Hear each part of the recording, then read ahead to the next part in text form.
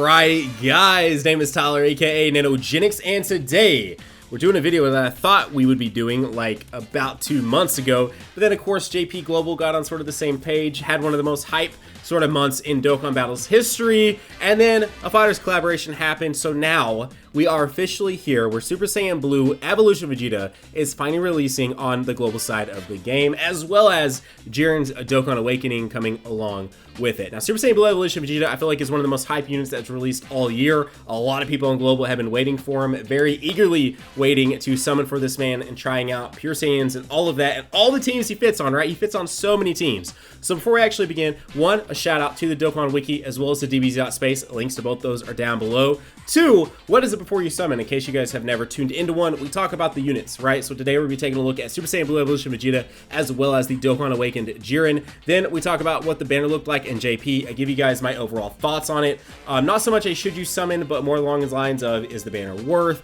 Do I think there'll be any changes? All of that. Then we discuss the events really briefly, just kind of what to expect when you actually hop in to take on the events to get all these battles you need to Dokkan Awaken your Vegeta, your Jiren, and even Dispo and Topo both also Dokkan Awaken off of these new events as well. And then last but not least, we talk team building, which I'm going to be real with you is a little wild, and it's going to be kind of an interesting discussion when we get into that, because Vegeta fits on, like, if he's not the unit with the most categories, he's at least tied with the most because he fits on just so many categories. So with all that said, let's hop in and let's actually discuss the Super Saiyan Blue Evolution Vegeta. He is the Pure Saiyan's lead. So legitimately the biggest category in the game. I mean, if they are a Pure Saiyan, they are in this category. It's absolutely ridiculous. But Pure Saiyan's category: Ki +3, HP and defense plus 170%, attack plus 130%. And so a lot of people had some sort of issues with the fact that they really wanted, obviously this is Pure Saiyans, you can take any of, you know, these crazy units that you guys, you know, love to use and everything else like that, and you're only getting an attack plus 130. But really, once you hop in, you start using it and everyone's linked up really well, whether it's, you know, SSJ links, everything like that, you start seeing that this team can still output some ridiculous damage. So it's not like that big of a deal, and honestly, as you would expect with 170% to defense, a very tanky style team. So this guy's super attack is causes much damage to enemy and greatly lowers defense. Passive ability is attack plus 120%, defense plus 60%. Launch 2 additional attacks, which, by the way, these 2 additional attacks that he launches based off of his passive cannot be super attacks. They will just be basic attacks. And defense plus 7% with each attack performed at a cap of 70%. Evolve when conditions are met. So the conditions on this guy a little bit better than some of the other evolutions. It's still maybe like maybe could be tweaked just a little bit, but it is evolve at, or potential to go into Super Saiyan Blue Evolution at past turn 4 and a 30% chance for it to happen. So as soon as you get to that 4th turn, there is at that point on in the fight a 30% chance for your Super Saiyan Blue Evolution Vegeta to evolve and turn into actual Super Saiyan Blue Evolution Vegeta. Links in the sky are Prodigy, Super Saiyan, Royal Lineage, Warrior Gods, PFB. My brain wanted to say it all the way out and say prepare for battle, and then at the same time I also wanted to say PFB. But anyway, PFB, Tournament of Power, and Fierce Battles. So as long as you're running this guy, I mean, with PFB and TOP, like, this guy is going to almost never have issues with key links here, really, for the most part, depending on, I mean, I guess there are some situations where maybe he could, but for the most part, this guy is usually doing pretty all right when it comes to key. Then he fits into the Universe of Ava Saga, Realm of Gods, Pure Saiyans, Full Power, Representatives of Universe 7, and Enhanced Transformation categories. Again, it's absolutely wild how many teams this man can be ran on. And then when we take a look at when he actually does evolve, right? So you're past that 4th turn, so that 30% chance actually triggered, and you're actually in, which it's a beautiful animation. Let's just be 1000 here. It is absolutely beautiful. It's one of the best looking, I mean, Vegeta fanboy aside, it's just a very well animated transformation they put into this game. But once he does, leader ability stays the same. Super attack stays the same, still miss damage, great lowers defense, but passive does change. So on his passive, he gets attack at just a flat sort of rate of attack and defense plus 130%. That kind of sounded weird, but you get what I'm saying. Like, whereas before he was buffing his defense per attack, Now he's at a full 130 for attack and defense, but now launches 2 additional attacks still, but a chance to perform a critical hit plus 10% with each attack performed at a cap of 70%. So you start being able to crit a little bit more. And again, with this, the additional attacks that he does launch cannot be super attacks. They are basic attacks, but the thing about it is, if you get an additional attack, because he is AGL, so even if you don't pull a duplicate of him, he has a built-in +5 on his additional, so a 10% chance to get off an additional, which is completely separate from his passive ability. He can, on obviously that additional attack, get off a super attack. So a lot of times how it usually goes, you'll do your super attack, you get 2 additional attacks with him, and then you'll get a 4th additional attack, and it is very likely that it will be a super attack, and you will see a ton of damage. And the other thing too is when you actually hop in with this unit, if you guys do pull him, summon for him, use him as a friend, all of that, it is sometimes you'll be like, wait, why didn't you do more damage? But then you got to remember that maybe his one single super attack did 1.2 million, and then he got 2 more additionals that did an additional 200,000 each, so he actually did more like 1.6 million, which is a pretty respectable amount for a unit that is so tanky as well. Categories stay the same, link ability stay the same, all of that. That is Super Saiyan Blue Evolution of Vegeta. Let's discuss Jiren. Jiren is stays the same, right? So he's still Universe Survival Saga category lead. Category key +3, HP attack defense plus 150%, or strength type key +3, HP attack defense plus 50%. So like not, you know, like as ideal as you would want. I don't know why that can't already just be like a flat at 90% every time, but it isn't, and so it is what it is on that. This guy causes Supreme. Causes immense damage to enemy and greatly lowers defense. Passive ability it's pretty wild. Attack and defense plus 130%, so he does tank very, very well. And medium chance to stun all enemies at start of turn, performs a critical hit on stunned enemies. So he is very much so, I feel like, a unit that they geared heavily towards SBR, because let's look, you know, let's be real and look at Dokkan sort of festival events. A lot of them, by the time that you're facing their either second to last or last form, they can't be stunned, they can't be sealed, they can't have defense lowered, all of that. So the fact that one of his main sort of things built into his passive is to medium chance to stun all enemies, definitely seems something geared very much so towards SBR, and it is so clutch. And Super Battle Road, as if you guys watched, it was like, I guess, a week ago where I took on SBR, the hero stage of SBR, and used the Universe Survival Saga team. Jiren came in very clutch for me with his stuns. He stuns everyone, right? Medium chance on that. And then, yes, once they are stunned, he does a guaranteed critical hit on whoever is stunned that he's attacking.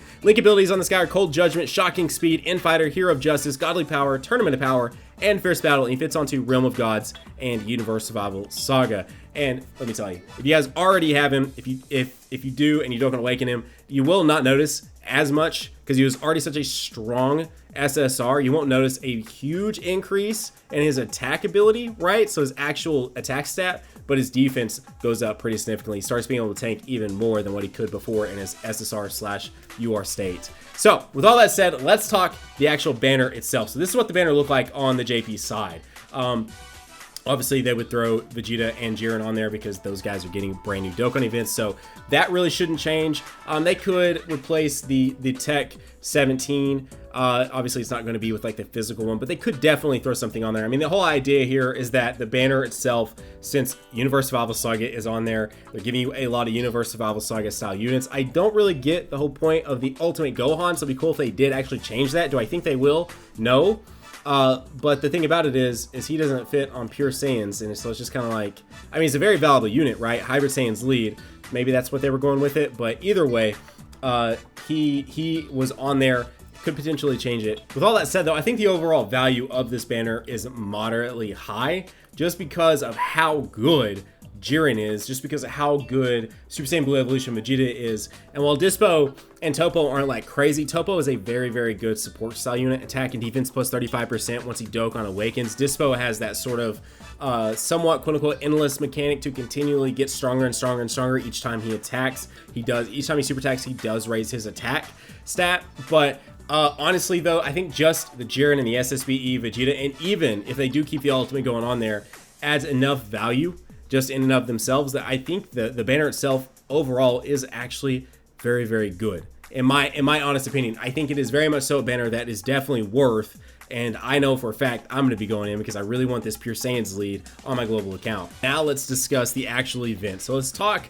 Vegeta's first because it is definitely a lot easier than the Jiren one. It is a 4-stage event. You're going to start off facing off against the un-Dokkan Awakened Father-Son Gallic Gun Vegeta. Once you get past that, you'll then be taking on an intelligence, right? They're always trying to switch up the types on you. Like, that's kind of just what they do. And it's still really not that big of a deal, because even here, he actually can take effects, right? He actually doesn't have any sort of thing where he can't be stunned, lowered, anything like that until his final fight. So anyway, second stage against the SSBE Vegeta is him in his intelligent Super Saiyan Blue form. Then once you beat that, you will then be moving on to the third stage, which is his Dokkan Awakened but not evolved state, AGL SSB Vegeta. And then once you get past that, the fourth and final stage is against his evolved form. He cannot have his defense lowered, his attack lowered, he can't be sealed, and he can't be stunned. But it's really not a bad fight at all. Matter of fact, it is crazy they release these at the same time, because the Vegeta one is so not that bad that then when you hop into the Jiren Dokkan event, you're like, oh, okay, no, this one is actually moderately hard. So the Jiren Dokkan event starts off with you facing against Dispo and Topo. Two separate units where you actually will take them down. They don't have much health. I want to say their health pools are probably about 1.5 each, maybe a little more, maybe a little bit less. I'm just kind of guesstimating there. I've never actually looked into how much exactly health they do, but generally speaking, when I do about 1.7 or 1.8 million, I usually one-shot them. So that's your first stage. Second stage, you take on the free-to-play tech Jiren. And that part's not really bad, but he can already not be sealed or stunned right here. Then you take on his un-Dokkan form on the third stage. Now you're facing off against him in his strength state. Same thing here. Cannot be stunned, cannot be sealed. And then once you get to his final one, he adds all the same stuff you've been facing off against, right? So he's fully Dokkan Awakened. He is STR type. He then starts locking in your characters to where you can't rotate them. So, which can kind of get a little bit aggravating, especially once you're taking him on, and you got your rotation set up perfectly. You're falling to that final sort of battle, and then he starts doing that crap to you. It's like, really though? Really? So either way, Vegeta's event, not bad at all. Jiren's event, actually somewhat difficult. It's usually an argument on whether it's UI Goku or Jiren's event is the hardest. And it kind of just depends, I guess, on how your box looks and everything like that, but both of these are absolutely right now, still to this day, even though both of these events are several months old at this point on JP, and even UI Goku's event being several months old on Global, still top tier level difficulty as far as Dokkan style events go. Then with all that said, let's go into the actual team building. Now this is the team sort of I had built out here just for Pure Saiyans. Now, if I slide right here, you'll see the one I had for Universe Survival Saga, but the funny thing is here, as I said, Pure Saiyans has like a ton. As a matter of fact, I think it's like 300 plus cards in this category. It is the biggest category in the game.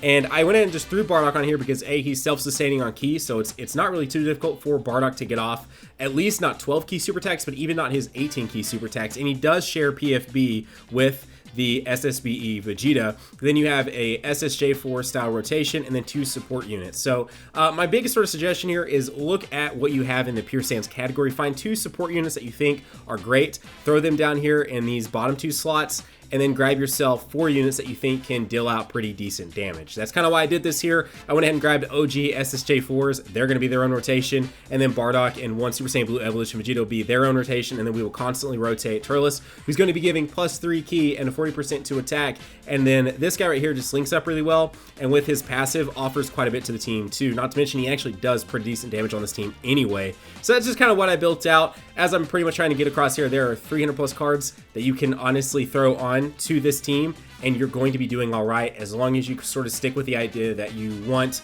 3 to 4 main sort of rotating units are going to be able to tank pretty well as deal out decent damage, and 2 to 3 units that you are going to primarily rotate off rotation all the time and support the rest of your team, which of course right here, Turles being like pretty much unanimously the best support unit in the game. If you're just looking from just a support standpoint, it doesn't get too much better than +3 ki in attack, +40%. Especially with how many teams he can fit on. Then, looking at Universe Survival Saga, I brought the Kel. I've never actually invested, she is SA10, but I've never actually invested orbs into her. I've been kind of thinking about doing that because she does provide Universe Survival Saga units with +2 ki and attack and defense 30% up. And the reason why I brought the Topo is because I'm still sticking with that idea of you don't need a ton of just main rotating units that are eventually going to get rotated off anyway. You need support style units that are going to make your main rotation units do even more damage and tank even better. So this guy right here gives your entire team, your entire rotation attack and defense 35% up, and then lowers the enemy defense by 50%. So he's a very, very good support style unit. So that's why we brought those two. I grabbed the Vegeta because he is the main unit here that we're summoning for. I grabbed the 17 because he is at least top 5 unit in the entire game right now as far as non-LRs go. And then because these guys fit onto the category, I mean, why not? And then of course Jiren as the lead. Now if we take an actual look at the overall category itself, you could totally run like some female units here. Kefla, Khalifa, Physical Kel. All of them would fit great on here too. This unit right here, I still stand by this unit being a very fantastic unit. There's so many options here that you could do, but this is sort of just the one that I built out. Again, sticking to the idea, you want to bring 2 to 3 really good support units and 3 to 4 really good tanking slash damage dealing units as well. So there you go, guys. That is today's team building. That is today's sort of looking at everything before you summon for the Super Saiyan Blue Evolution Vegeta. I want to say Evolved Evolution. It works either way. Guys, if you're new to the channel and you're not done so yet, consider going down there right now, hitting that subscribe button, joining the hashtag NanoFam today. Consider slapping the like button as well. Also, I will be over at Bandai, I guess it depends on how you, it's Bandai Namco, live streaming at 4 p.m. Pacific. So just go to twitch.tv/Bandai Namco. I think that's what it is. But either way, if you search Bandai Namco's Twitch, I will be live if you guys want to tune in tomorrow, 4 p.m. doing a live tournament on the new My Hero game, which I'm very, very excited to hop into. So guys, as I said, if you're new here, consider subscribing. If you enjoyed today's Before You Summon, you found it helpful, all those things, just slap on that like button. Otherwise, guys, have a great day. Keep on keeping on. Best of luck on your summons. If you are hopping in, my sort of sign off here is banner is worth, unit is worth. I'm very ready to do it myself. So guys, have a great day. Keep on keeping on. Nanogenix off, and I'll see you all in the next video. Bye, guys.